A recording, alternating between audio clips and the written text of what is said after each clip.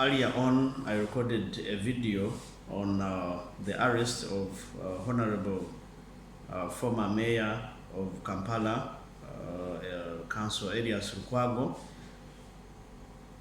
and I asserted that this kind of arrests will continue to cause political instability and as well as economic instabilities in our country.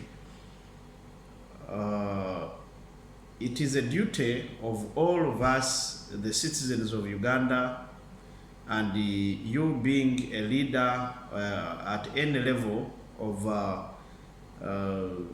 any level or any status in Uganda does not disregard you to be a citizen of Uganda. Uganda, by all means, it must be a peaceful country. We must experience, we must witness peace and freedom. But again, that does not mean people should behave in a manner that we disrespect each other, either politically, economically, or socially. We need to respect one another in all affairs, in all spheres of life. We who have moved outside Uganda, we have seen how many countries are not stable in very many things. These countries we talk about, we admire actually, that we love to be in them because of money, because of working, because of all that. They have a lot of instabilities in different ways. For example, I will talk about the Gulf countries, where many of us have been to look for green pasture, to get money to come back home and start something.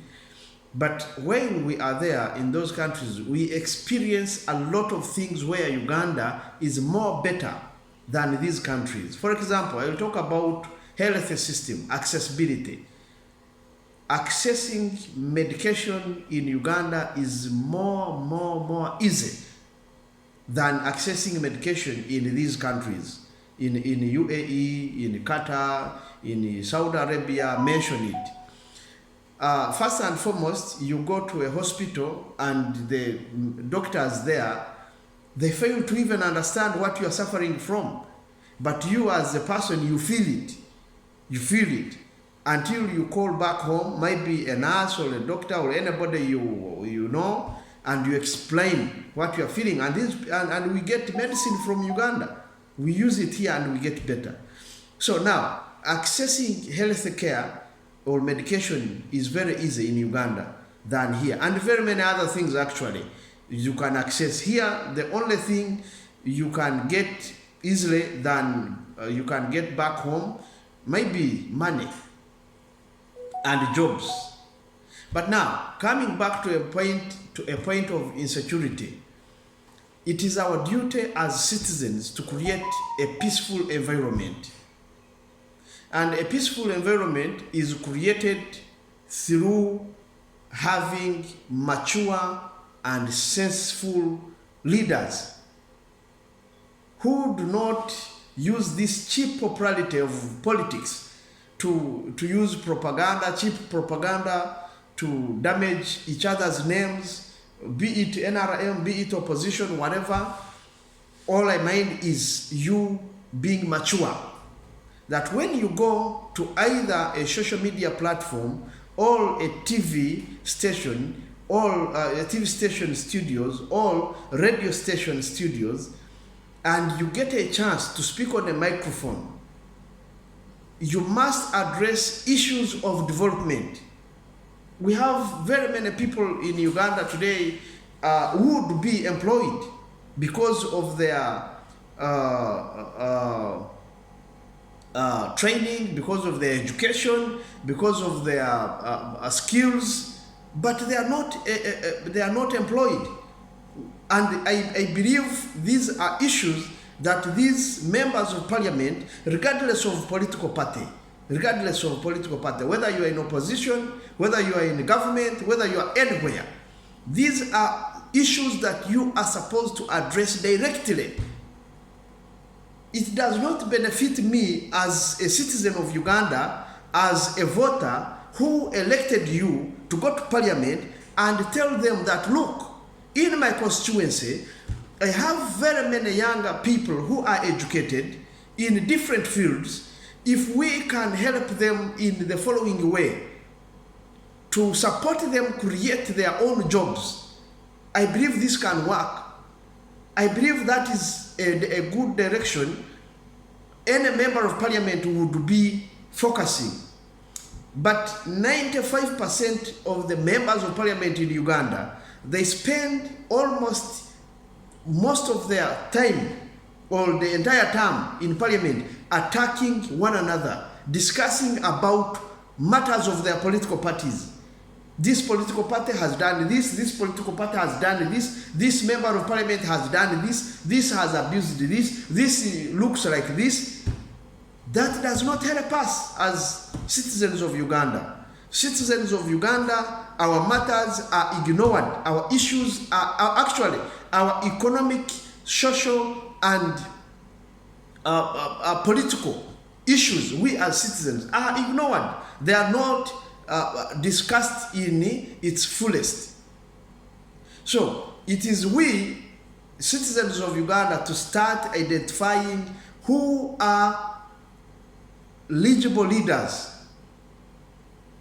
to represent us in the Parliament of Uganda, because development starts from actually the Parliament of Uganda. That's where development starts, because these are the people who represent individuals from the grassroots. They are the people who plan for the country. They are the people who even pass the budget. Now, for example, the money that has been going, I will always repeat this issue, the money that is given to our people in villages for parish development model, for Emyoga, for the other program also called NADIS, this money can as well be channeled to universities towards targeting those students that are upon or are about completing the university in their final year. Make a structure that these people should submit their proposals. Let them work in groups. Let them work in partnership. Teach younger people how to work in partnership. Here where we are, in UAE, in Saudi Arabia, in Qatar, in America, in the United Kingdom, in everywhere, in developed countries, people work in partnership. It is very, very difficult to find a company that is solely owned by one person. You'll find a company has, they call them board of directors, I think something like that. Board of directors, meaning that there are many directors. People solicit or people mobilize capital. So in Uganda, this money that is scattered in people who have no skills, people who just get money to marry women, to drink alcohol, to buy, useless items, they are given this money in response to their request of self-employment creation. But they don't put that money in use. They end up using this money in their personal daily demands. Now, if we have university students who have studied agriculture, who have studied engineering, who have studied mechanics, who have studied this and that it is possible that they can create their own physical jobs. Why can't we target those students and give them money? If a group of 10 people are given 15 million Ugandan shillings, I don't think that is small money that cannot start something important.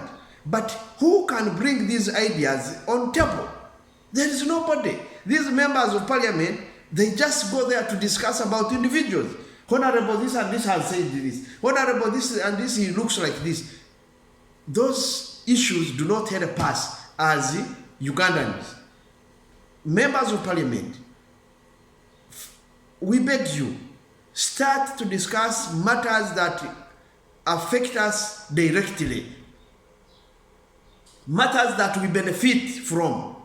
Talk about roads where we come from. Talk about hospitals, where we come from. Talk about schools. Government schools are not supposed to charge any money where we come from. But government schools, there is no any free school in Uganda. I must assure you this. Actually, there is no universal education, free education. In Uganda, it is never there. It was there in early 2000 there. I think in early 1999 and stopped around 2005 there. 2005, 2007. Since then, Uganda public schools adopted a policy of charging school fees. And when you talk about this, honorable members of parliament themselves admit that parents are supposed to pay money, which money parents do not have.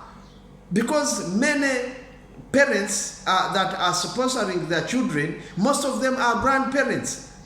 Their children died and left siblings, their daughters and so now the results of this, people will drop out of schools. And the result of dropping out of school is disturbing the government, stealing and destroying people's projects. And therefore, in conclusion, members of parliament start to mind about development ideas that you discuss for God and my country.